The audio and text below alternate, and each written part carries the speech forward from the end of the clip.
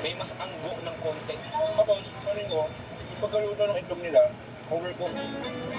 Matigas talaga. Pero masarap, malinam yun. Nga parang perfect munchies talaga. Na nakakabusog. Yung ba dito na nananakalihan? Oo. Eh, 15 pesos lang eh. Di ba mura nga rin? Tapos, kahit yung mga na-excite ko. Mabigot na. Okay, Pops. Lalo na ngayon, perfect dahil mainit. For cheers. Before si tayo next month dito sa Rizal.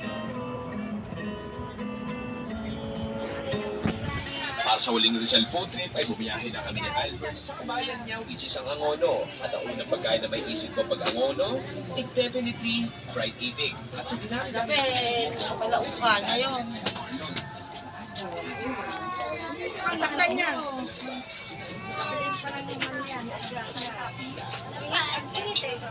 Oo, nasaktan niya pag nag-ihit. Tulad kagabi, nangiti mo muso kagabi, no? Kagabi ka pa, bebang ha. Tama na, bebang. Ano yun?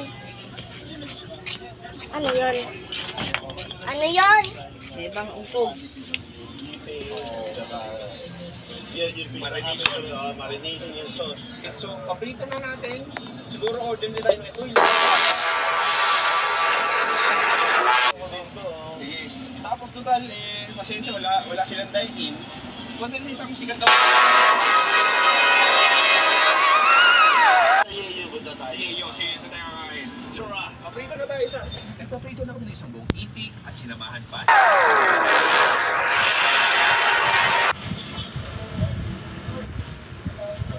Sakto! At napadpad kami sa Yeo Coffee Shop sa Angono.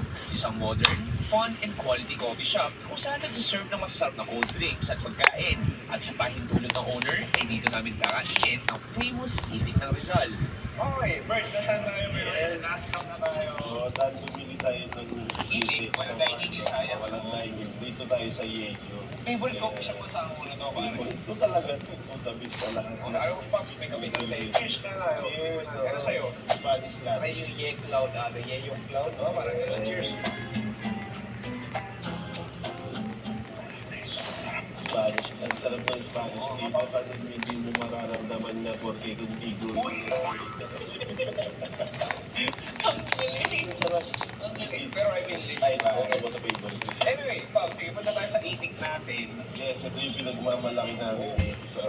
Ito, bago to eh. Bago ng market. So, tingnan na natin. Ito yung ba na-try mo? Yung Pastil na... sinisip ko ako dito ko. Hindi, medyo lumabig na siya. Pero nandun yung element ng pastil, yung parang adobo na matoyo.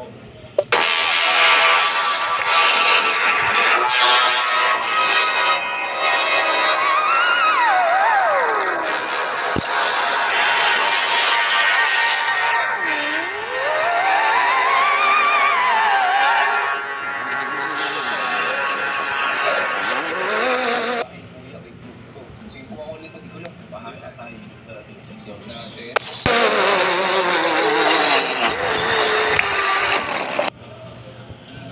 Alam mo, parang pag-dito ako tawag.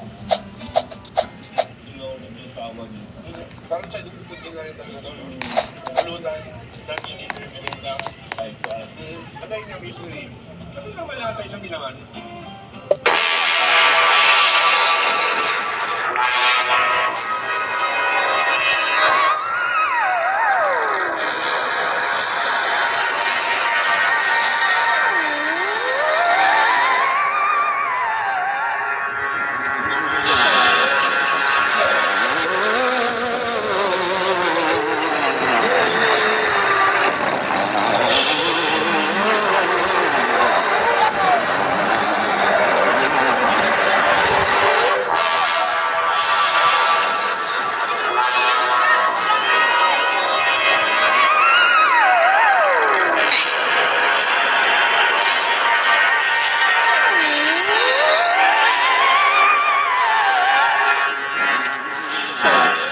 Itong part na to, puro naman yan. Shit, uy, ang lutong.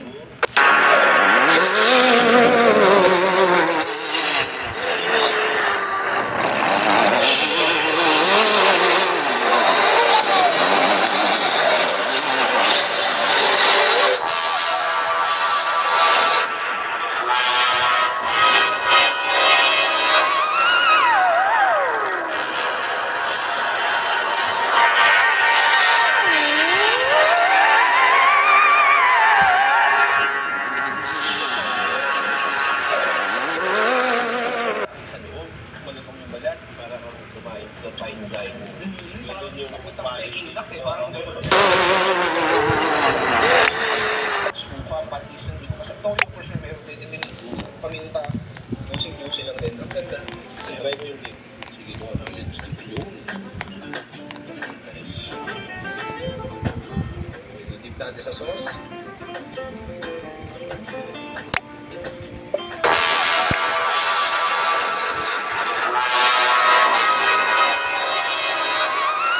Miss na malinam na. Sobrang juicy. Sobrang juicy. Saka matamis na malinamnam. Matamis na malinam na. Matamis!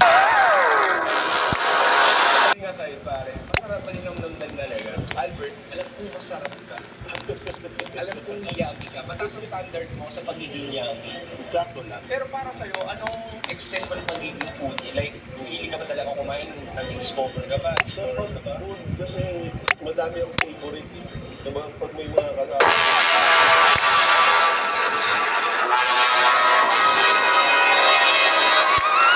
Mahilig talaga. Sa ang hati, yung pagkain dito sa kinakain lang. Kumbaga, ano mo yun, may story, lalo pag nasa ibang lugar ka eh. Kasi may appreciate. Bakit Bakit ganun? ganun? Pasensya lang dahil sa araw na rin pwede kami sa yun ay nalibot namin. Parang gano'n malaki pang probinsya ng Visayas. Marami pang bayan na pwede Oo, baka may masuggest din. Comment down below pare. Comment down below. At what final meal, eating.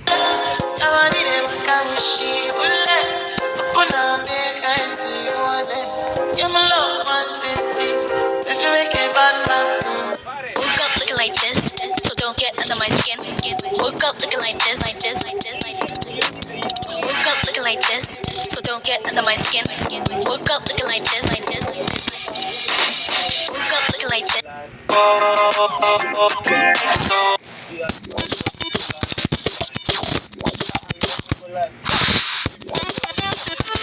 chewy. This, this, this.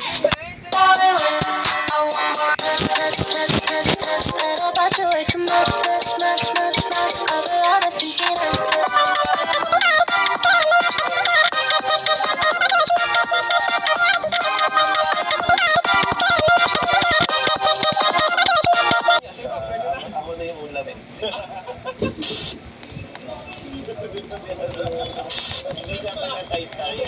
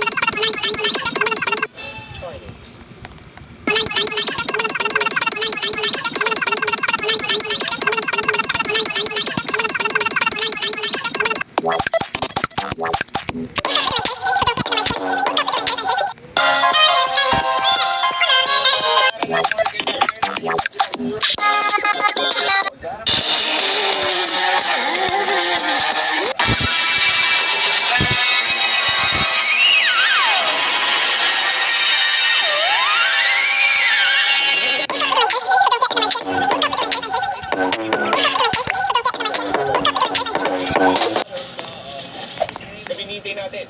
Chua!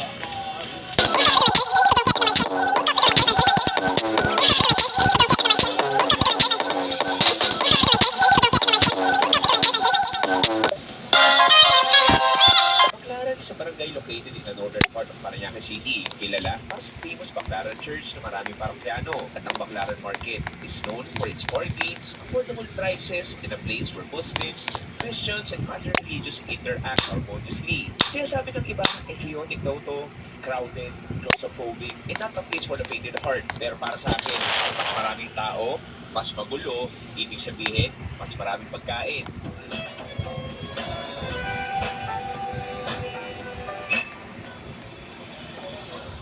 Okay pare, touchdown nandito sa Baclaran ng Parañaque, alas 6 ng gabi ngayon. Pams, nandito tayo sa tinatawag nilang ugbo ng Baclaran. Papansin nyo, Pops, ba't di ka na lang pumunta sa Ugbo sa Tondo? Kung masasagot ko sa inyo, number 1, ilang beses na rin nakapunta doon. At number 2, mas malapit sa Paranaque kung saan ako nakatira. Pero Pops, sa maganda dito, 2022, 2023 ata nagsimula dito, ginaya nila yung parang pinak-sistema ng Ugbo. So basically, isang hilera siya o isang kanto na punong-puno ng different street food from Korean food, Filipino food, Japanese food, at kahit Indian food.